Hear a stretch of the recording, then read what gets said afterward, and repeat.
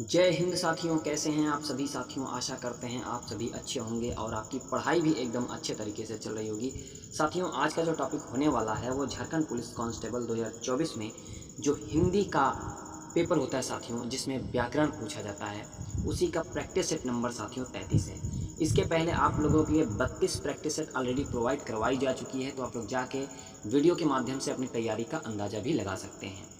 साथियों, ये practice set हूबहू प्रैक्टिस सेट होने वाली है, जो कि झारखंड पुलिस कांस्टेबल के प्रीवियस ईयर पर आधारित प्रैक्टिस सेट है साथियों।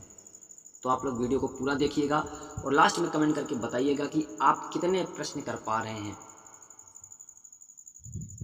तो आइए स्टार्ट करते हैं वीडियो को बिना देरी किए हुए साथियों। पहला प्रश्न है, उसका लड़का लंबा है में विशेषण का चयन कीजिए।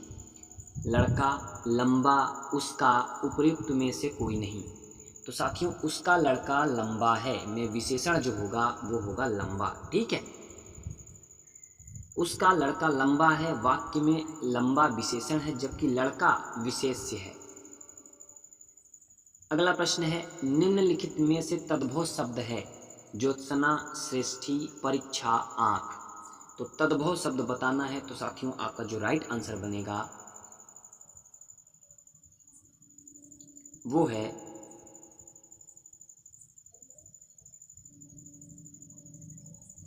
आंख। ठीक है, तो तद्भव शब्द आपका आंख होगा। बाकी आपके तीनों शब्द क्या हैं? तत्सम शब्द हैं। ठीक है, आंख का जो तत्सम होता है साथियों वो अच्छी होता है। क्या होता है? अच्छी होता है। ठीक है, अगला प्रश्न है, हार्दिक इच्छा के लिए उपयुक्त शब्द है। अभिलाषा, वासना, इच्छा, आकांक्षा। हार्दिक इच्छा के लिए उपयुक्त शब्द बताना है, तो साथियों अभिलाषा जो है आपका बिल्कुल राइट आंसर होगा। हार्दिक इच्छा के लिए अभिलाषा उपयुक्त शब्द है। बालक इस पुस्तकालय में पढ़ रहा है वाक्य में क्रिया है। संयुक्त क्रिया है, सहायक क्रिया है, अकर्मक क्रिया है, सकर्मक क्रिया है। तो साथियों आपको क्रिया बताना है। इसमें जो है आपका सकर्मक क्रिया होगा। बालक इस पुस्तकालय में पढ़ रहा है। ठीक है, तो इसमें सकर्मक क्रिया होगा साथियों।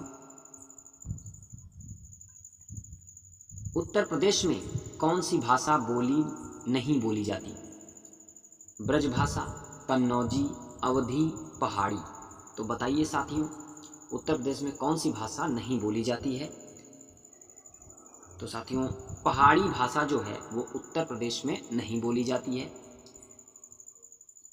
और साथियों यह पहाड़ी जो भाषा है उत्तराखंड के गढ़वाल और कुमायूं, गढ़वाल और कुमायूं, ठीक है, गढ़वाल और कुमायूं क्षेत्र में बोली जाती है। जबकि ब्रज और कन्नौजी तथा अवधी जो है ये भाषाएं उत्तर प्रदेश में बोली जाती हैं। ठीक है, उत्तर प्रदेश में पहाड़ी भाषा नहीं बोली जाती है। यह उत्तराखंड के गढ़वाल एवं कुमायूं क्षेत्र में बोली जाती है। जबकि ब्रज, कन्नौजी तथा अवधी भाषाएं साथियों उत्तर प्रदेश में बोली जाती है। अगला प्रश्न है, विराम चिन्ह प्रतीक है। विवरण चिन्ह का, तुल्यता सूचक का, लाघव चिन्ह का, संयोजक चिन्ह का। तो ये जो चिन्ह है वो किसका प्रतीक है? तो साथियों तुल्यता सूचक का प्रतीक है। ठीक है, अगला प्रश्न है, निम्न में अघोष वर्ण कौन सा है? ज, घ, क, ग। अघोष वर्ण बताना है। तो साथियों अघोष वर्ण जो होगा आपका वो होगा क। ठीक है, क आपका अघोष वर्ण है। वर्ग का पहला और दूसरा वर्ण क्या होता है साथियों? अघोष होता है। ठीक है, आप 12 से याद रखिएगा, 12। तो वर्ग का पहला और दूसरा वर्ण जो होता है वो क्या होता है? अघोष वर्ण होता है। तो पहला और दूसरा, ज क्या है? च, छ, ज तीसरा है तो हो नहीं सकता। घ चौथा है, ये भी नहीं होगा। क पहला है, ग तीसरा है। तो साथियों अघोष वर्ण आपको पहचानना है। तो अघोष जो होता है 12 याद रखिएगा। तो क आपका बिल्कुल राइट आंसर होगा। ठीक है, वर्ग का पहला दूसरा वर्ण अघोष होता है, अतः अपने वर्ग का पहला वर्ण होने के कारण क जो है अघोष वर्ण है। प्रतिमान में समास है। तत्पुरुष, अव्ययी भाव, द्वंद्व, द्विगु समास। तो प्रतिमान में आपको समास बताना है। तो प्रतिमान साथियों इसमें अव्ययी भाव समास होगा, ठीक है।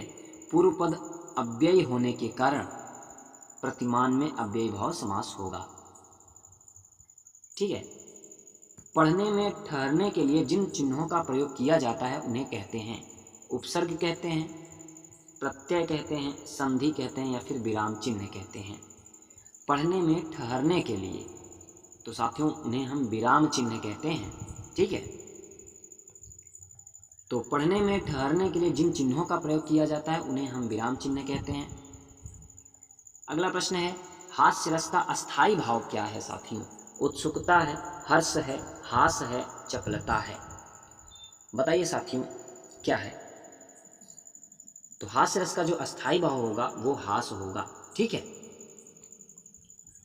हास्य रस का अस्थाई भाव हास्य होता है। साथियों आज आप लोगों का यूपी पुलिस का पेपर का जो पहला दिन था वो आशा करते हैं आप सभी अच्छे से अटेम्प्ट किए होंगे। तो अब आप लोग जो स्टूडेंट यूपी पुलिस का पेपर देने के बाद झारखंड पुलिस कांस्टेबल का भी फॉर्म डाले हैं तो अब इस तैयारी में लग जाएं, ठीक है। अब परीक्षा देने के बाद अब आप उसे छोड़ दीजिए, अपना आंसर वगैरह मिला लीजिएगा।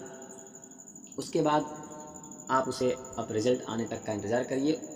तब तक आप लोग झारखंड पुलिस कांस्टेबल की तैयारी करते रहिए, जो स्टूडेंट झारखंड पुलिस कांस्टेबल में प्रतिभाग कर रहे होंगे, ठीक है। तो आइए प्रश्न 11 की ओर बढ़ते हैं। प्राक धनमुख किसका संधि विच्छेद है? प्रमुख, प्राकमुख, प्रांगुख, प्रागमुख। बताइए साथियों प्राक धनमुख किसका संधि विच्छेद है? तो साथियों प्रांगमुख जो है ये प्राक धनमुख का संधि विच्छेद है। देखिए प्राक धनमुख बराबर प्रांगमुख यह व्यंजन संधि का उदाहरण है साथियों, जिसके अंतर्गत किसी वर्ग के प्रथम वर्ण के बाद अनुनासिक व्यंजन आने पर प्रथम वर्ण अपने वर्ग के अनुनासिक वर्ण में बदल जाता है। जैसे आप देखिए क वर्ग में क ख ग घ अंगा आता है तो इसका अनुनासिक क्या हुआ? अंगा हुआ। इसी तरीके से च वर्ग का अनुनासिक क्या होगा? इया हो जाएगा। तो वही बोल रहा है अनुनासिक व्यंजन में बदल जाता है, ठीक है।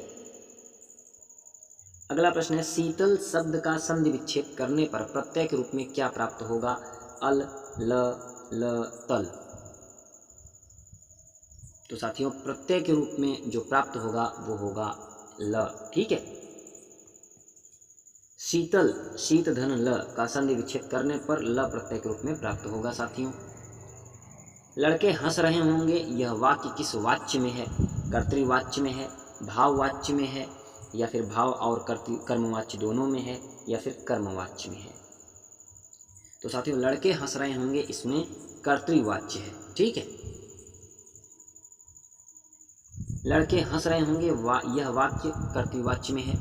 जहाँ कर्ता माने लड़के हो गए, स्वयं कार्यकर्ता हो वहाँ कर्तृवाच्य होता है साथियों। आपका जो उदाहरण था माने जो प्रश्न था वो था लड़के हंस रहे होंगे, तो इसमें आपका जो है जहाँ कर्ता स्वयं काम करता है साथियों वहीं पे कर्तृवाच्य होगा। तो लड़के हंस रहे होंगे तो लड़के स्वयं क्या है? लड़के स्वयं जो है यहाँ कार्य कर रहे हैं तो यहाँ पे कर्तृवाच्य का उदाहरण होगा। अगला प्रश्न है लोगों ने उसे मार मार कर अधमरा किया, रेखांकित शब्द क्या है? लोगों ने उसे मार मार कर। तो साथियों यहाँ पे आपको बताना है रेखांकित शब्द अधमरा, ठीक है। अधमरा क्या है? संज्ञा है, उपसर्ग है, अव्यय है या फिर प्रत्यय है? तो साथियों अधमरा में जो है वो उपसर्ग है, ठीक है। अधमरा जो है वो आपका उपसर्ग है। अध शब्द हिंदी उपसर्ग के रूप में प्रयुक्त होता है, जैसे अधपका, अधकचरा आदि। इसी तरीके से अधमरा, तो यह आपका क्या होगा? एक प्रकार से उपसर्ग का उपसर्ग है। अगला प्रश्न है अधिसूचना का अंग्रेजी अनुवाद है स्टेटमेंट, इंडोर्समेंट, इनक्लोज्ड, नोटिफिकेशन।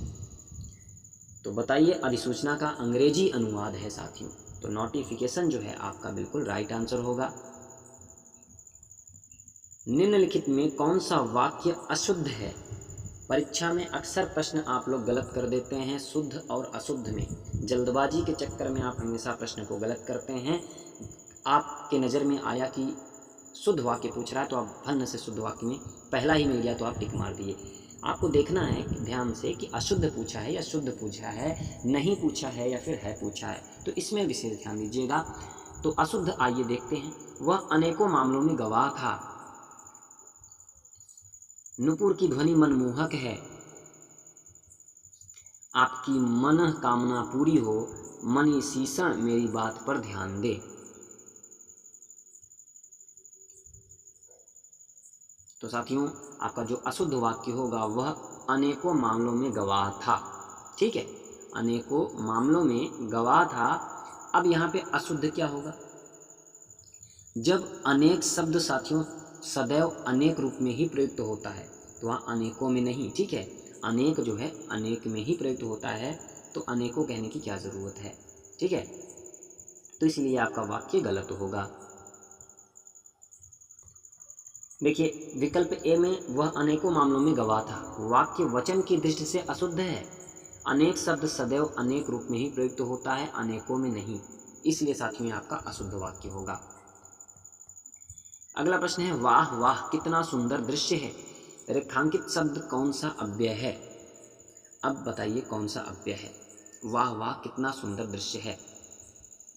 हर्षबोधक अव्यय, शोकबोधक अव्यय, संबोधित अव्यय, तिरस्कार बोधक अव्यय।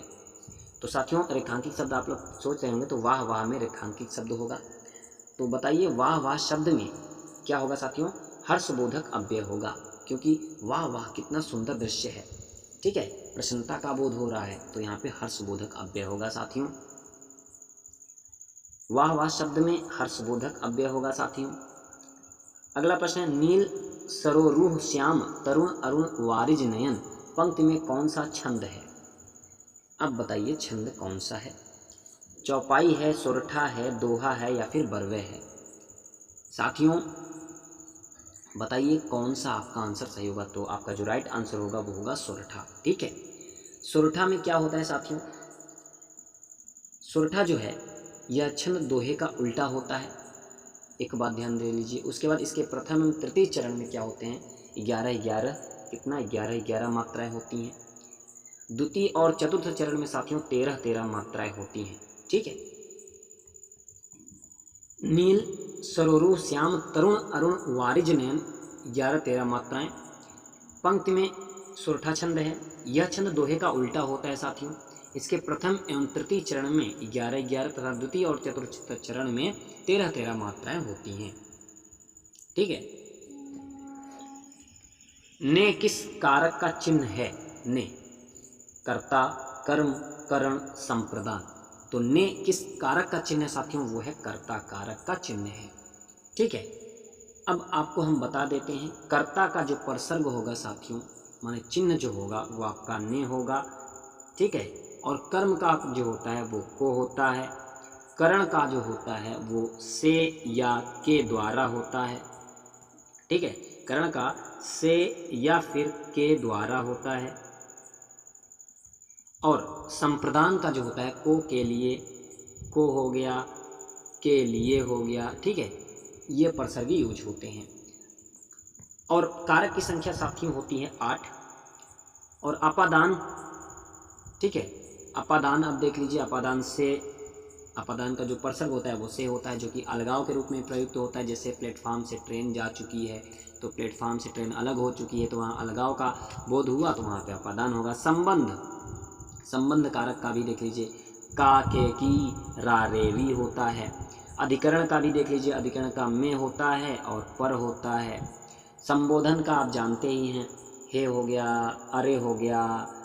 ठीक है, इस तरीके से संबोधक, संबोधन चिन्ह भी इस तरीके से आपको मिले तो वहाँ पे संबोधन कारक हो जाएगा। अगला प्रश्न है, जो गहन भाव सीधी भाषा सीधे छंद में चाहता वह धोखेबाज है। यह उक्ति किस रचनाकार की है? किसने कहा है? अज्ञेय जी ने कहा है, महादेवी वर्मा ने कहा है, सूर्यकांत त्रिपाठी निराला ने कहा है, जयशंकर प्रसाद ने कहा है। तो साथियों सूर्यकांत त्रिपाठी निराला जी की यह पंक्ति है। उन्होंने ही कहा है, जो गहन भाव सीधी भाषा सीधे छंद में चाहता है वह धोखेबाज है। यह उक्ति सूर्यकांत त्रिपाठी निराला जी ने कहा है। निराला जी हिंदी साहित्य में छायावाद के प्रमुख स्तंभ माने जाते हैं। इनकी कुछ प्रमुख रचनाएं इस प्रकार हैं, जैसे कि अनामिका हुआ, परिमल हुआ, गीतिका हुआ, तुलसीदास हुआ, कुकुरमुत्ता हुआ, अप्सरा, इंदुलेखा, चतुरी चमार, ठीक है, आदि। तो ये इनकी निराला जी की प्रमुख रचनाएं थी साथियों। अगला प्रश्न है, प्रेम सागर शब्द में कौन सा समास है? तो कौन सा समास है?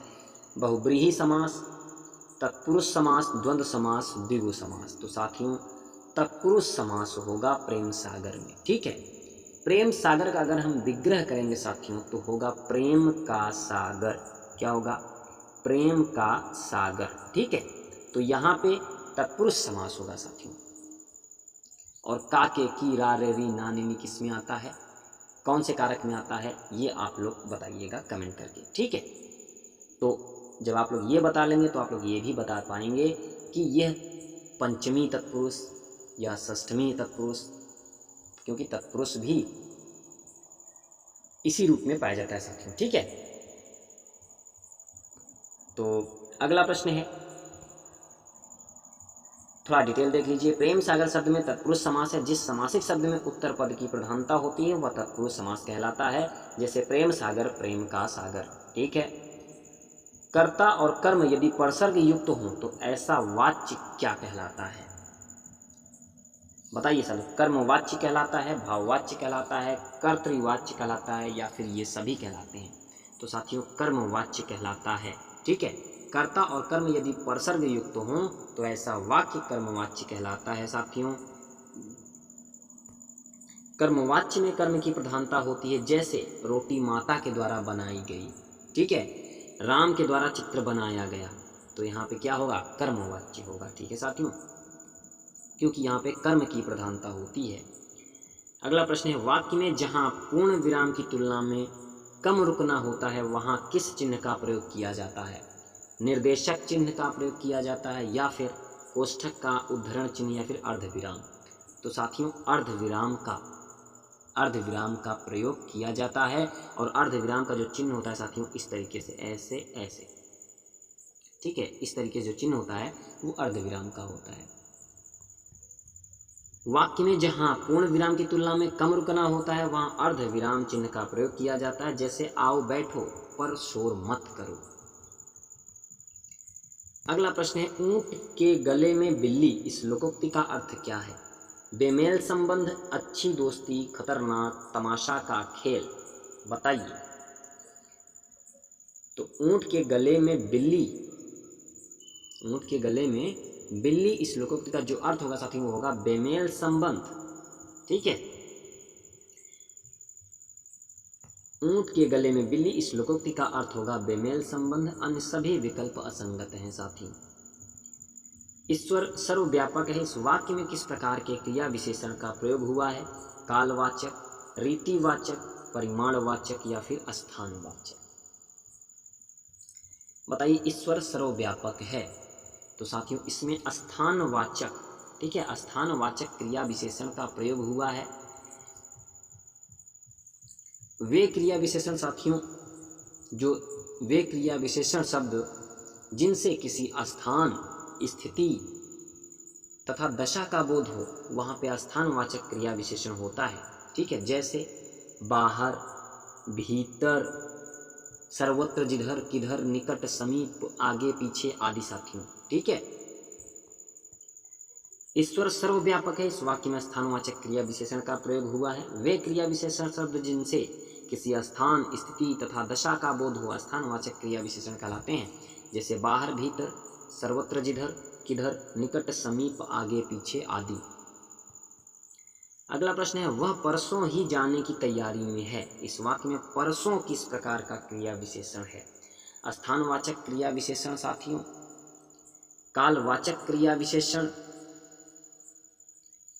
रीतिवाचक क्रिया विशेषण, या फिर परिमाणवाचक क्रिया विशेषण? तो साथियों यहाँ पे जो आपका आंसर बनेगा वो कालवाचक क्रिया विशेषण होगा, ठीक है, क्योंकि परसों की बात कह दिया तो यहाँ पे कालवाचक क्रिया विशेषण होगा।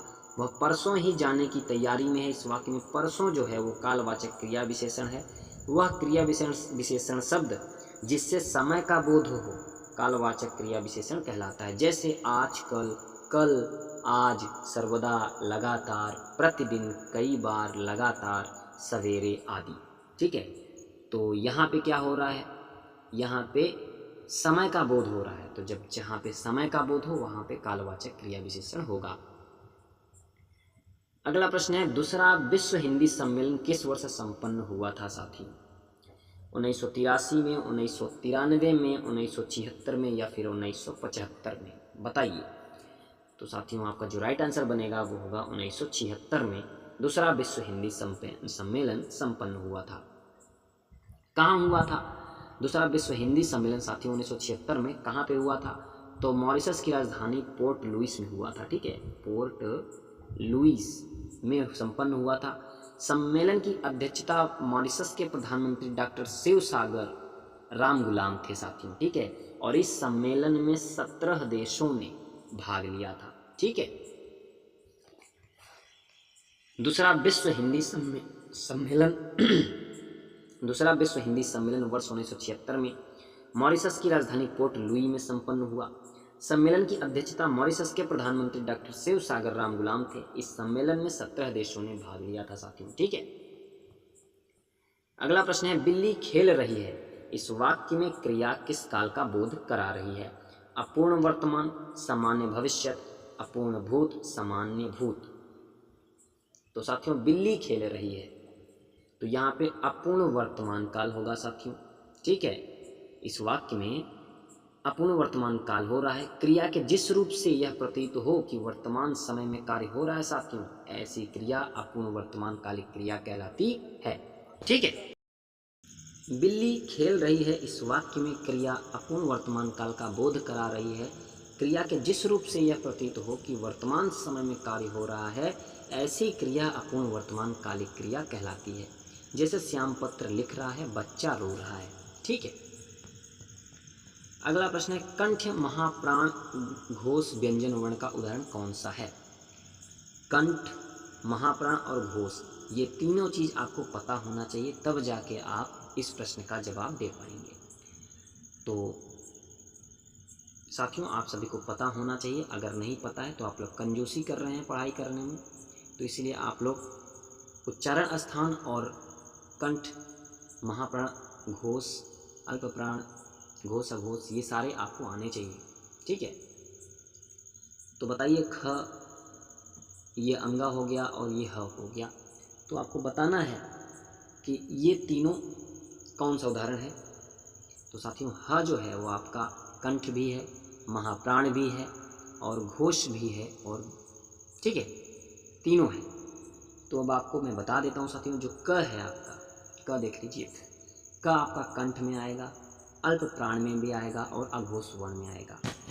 और ख जो है, ख आपका कंठ में आएगा, महाप्राण में आएगा, अघोष वर्ण में आएगा। और अंगा जो है आपका कंठ में आएगा, अल्प प्राण में आएगा और घोष वर्ण में आएगा। तो साथियों आपको महाप्राण, अल्प प्राण, घोष, अघोष ये आने चाहिए, तो आप इस तरीके के प्रश्न जरूर कर पाएंगे। जितने लोग उतने प्रेम रचना के लिए उन्हें व्यास सम्मान प्राप्त हुआ। लीलाधर जागुड़ी, राजेश जोशी, मंगलेश डबराल, अरुण कमल। बताइए साथियों कौन सा आंसर आपका सही होगा? तो लीलाधर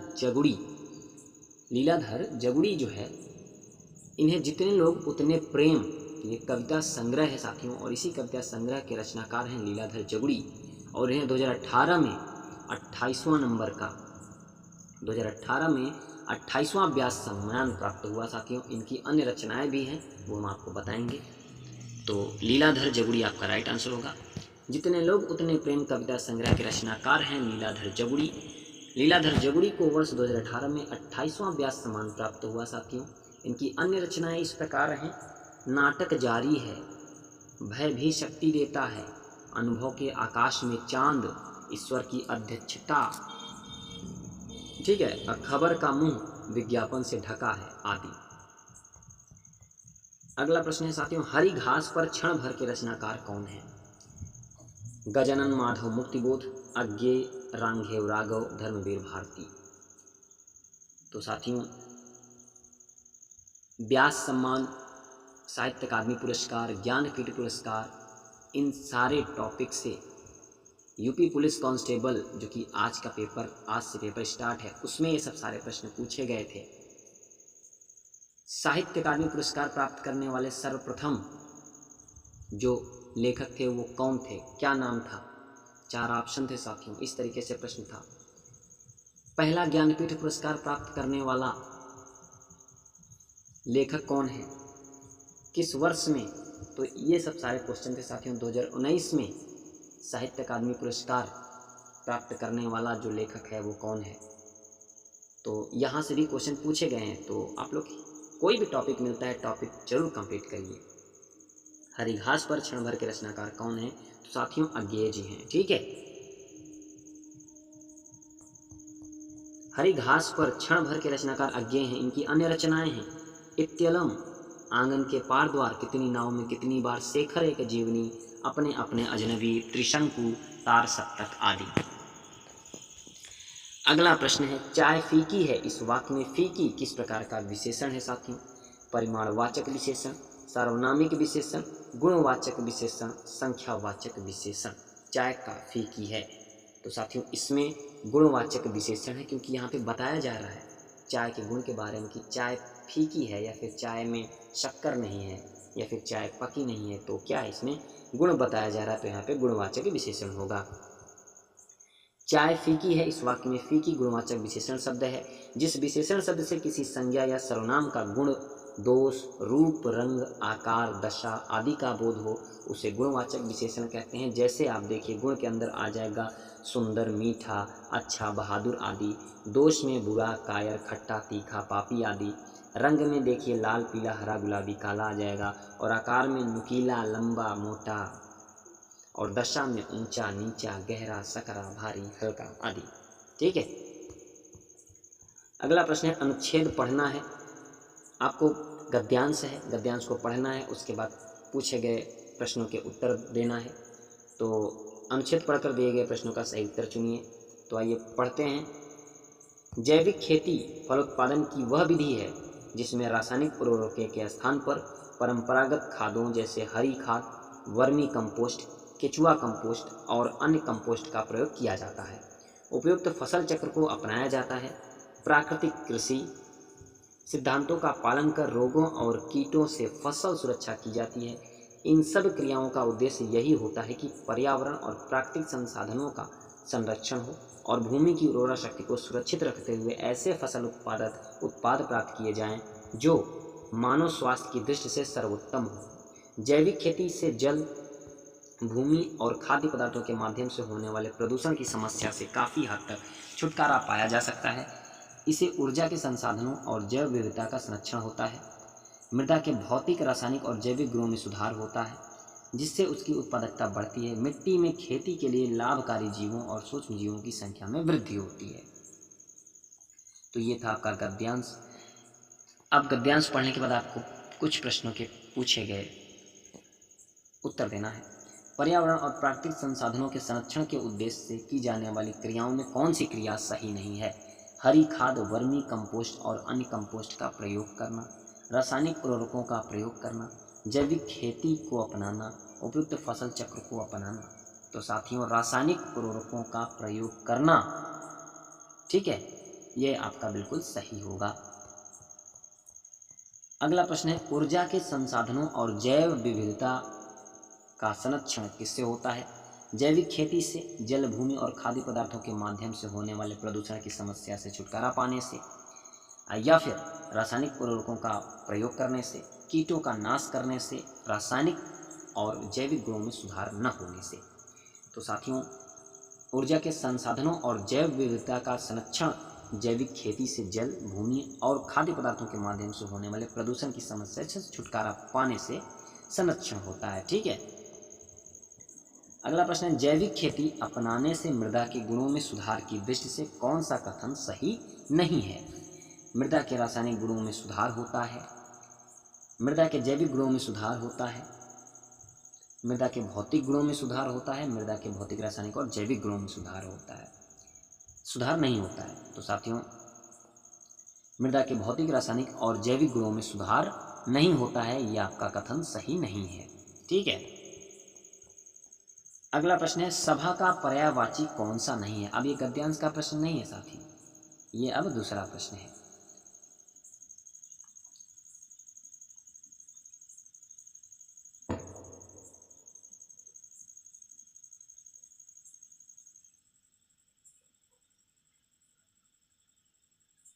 तो बताइए सभा का पर्यायवाची कौन सा नहीं है। सम्मिलित, परिषद, बैठक या फिर महावर्तन। क्योंकि सभा का पर्यायवाची नहीं है पूछा है, तो सम्मिलित जो है आपका बिल्कुल राइट आंसर होगा। सम्मिलित सभा के पर्यायवाची शब्द नहीं है। ठीक है, बाकी आपके परिषद, बैठक, महावर्तन क्या है, सभा के पर्यायवाची शब्द हैं।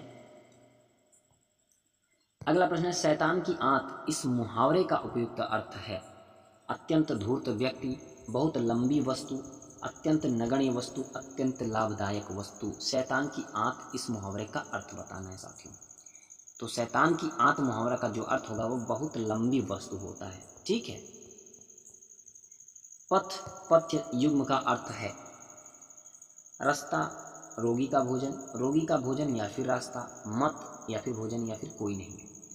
तो पथ माने एक तो रास्ता होता है साथियों, ये तो बिल्कुल सत्य है, और पथ्य माने रोगी का भोजन होता है। तो आपका ए ऑप्शन बिल्कुल सही है। विरह और बारिश, विरह बारिश किसकी रचना है। बोधा, ठाकुर, आलम या फिर घनानंद। तो विरह बारिश जो है साथियों बोधा की रचना है। ठीक है, राम द्वारा आम खाया जाता है इस वाक्य में वाच्य है, कर्तृवाच्य है, कर्मवाच्य है, भाववाच्य है या फिर उपरोक्त में से कोई नहीं। तो राम द्वारा आम खाया जाता है साथियों, इसमें कर्मवाच्य है। ठीक है, क्या है, कर्मवाच्य है। या लकुटी अरु कामरिया पुर राज तिहु पुर को तजिडारो में प्रयुक्त छंद है। कौन सा छंद है। कवित्त है, सवैया है, बरवे है, दोहा है। तो साथियों इसमें जो है आपका सवैया होगा। ठीक है, प्रस्तुत पंक्ति में सवैया छंद है। यह एक वर्णिक समृद्ध छंद है। इसके एक चरण में 22 से लेकर 26 तक अक्षर होते हैं। नीचे दिए गए तत्सम तद्भव शब्द युग्म में कौन सा युग्म त्रुटिपूर्ण है। वचन, बैन, कपाट, कपड़ा, पुराण, पुराना, गंभीर, गहरा। तो साथियों त्रुटिपूर्ण है कौन सा युग्म ये बताना है। तो कपाट, कपड़ा जो है ये आपका त्रुटिपूर्ण है। कपाट तत्सम है, इसका तद्भव किवाड़ होता है साथियों। कपड़ा तद्भव शब्द है, इसका तत्सम करपट होता है। तो इसलिए आपका बी ऑप्शन जो है बिल्कुल आपका त्रुटिपूर्ण वाक्य है, युग्म है। अगला प्रश्न है अव्यय के मुख्यतः कितने भेद हैं। 1, 2, 3 या फिर 4। तो साथियों अव्यय के जो भेद होते हैं वो 4 होते हैं। कौन कौन से भेद होते हैं। एक होता है क्रिया विशेषण, एक होता है संबंध बोधक, एक होता है समुच्चय बोधक और चौथा विस्मयादि बोधक होता है। ठीक है, अव्यय के मुख्यतः 4 भेद होते हैं। एक क्रिया विशेषण होता है, एक संबंध बोधक होता है, एक समुच्चय बोधक, एक विस्मयादि बोधक। अगला प्रश्न है निम्नलिखित शब्दों में से तत्सम शब्द को पहचानिए। कोयल, कुक्कुर, लाख, भीतर। तत्सम शब्द को पहचानना है साथियों। तो कुक्कुर जो है वो आपका तत्सम शब्द है, बाकी आपके तद्भव शब्द हैं। ज्ञानपीठ पुरस्कार की स्थापना किसने की थी। श्रीलाल शुक्ल ने साथियों, शांति प्रसाद जैन ने, कैलाश वाजपेयी ने या फिर रामधारी सिंह दिनकर ने। तो ज्ञानपीठ पुरस्कार साथियों की स्थापना जो किया था वो शांति प्रसाद जैन ने किया था। ठीक है, ज्ञानपीठ पुरस्कार साहित्य जगत का सर्वाधिक सम्मानित पुरस्कार है। इसकी स्थापना टाइम्स ऑफ इंडिया समाचार पत्र के संपादक साहू जैन परिवार माने साहू शांति प्रसाद जैन द्वारा वर्ष 1961 में की गई। इस पुरस्कार को सर्वप्रथम वर्ष 1965 में मलयालम लेखक श्री शंकर कुरुप को प्रदान किया गया था। ठीक है, अगला प्रश्न है लीची किस भाषा का शब्द है। तुर्की, पुर्तगाली, फ्रांसीसी या फिर चीनी। तो लीची जो है साथियों वो चीनी भाषा का शब्द है। ठीक है, बिजली शब्द का पर्यायवाची नहीं है। बितुंडा, दामिनी, चंचला, तड़ित। तो बिजली शब्द का पर्यायवाची नहीं है बताना है। तो साथियों आपका जो राइट आंसर बनेगा वो होगा बितुंडा। ये बिजली का पर्यायवाची नहीं है।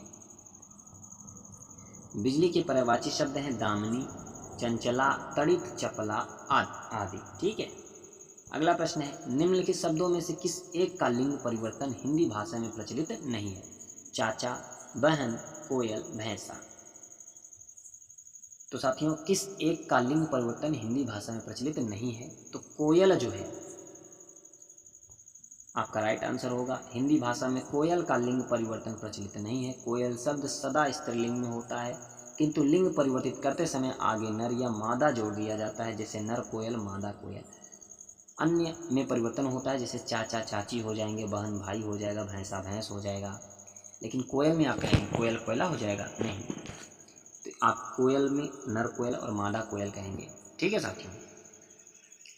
अगला प्रश्न है, क्षणिक का सही विलोम शब्द है? अल्प, शाश्वत, क्षर, विमुख। तो क्षणिक का जो सही विलोम शब्द होगा साथियों वो होगा शाश्वत। ठीक है, शाश्वत आपका बिल्कुल राइट आंसर होगा। रूपांवरा किसकी रचना है? अज्ञेय जी की है, मुक्तिबोध की है, नेमिचंद्र जैन की है, भारत भूषण अग्रवाल की है। तो साथियों रूपांवरा जो है वो अज्ञेय जी की कृति है। ठीक है, और यह क्या है? एक कविता संग्रह है साथियों।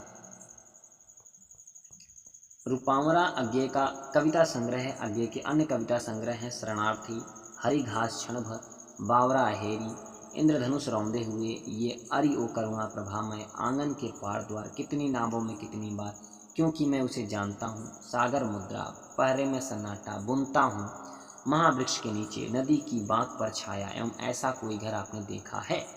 तो साथियों ये सब सारे अज्ञेय जी की क्या हैं?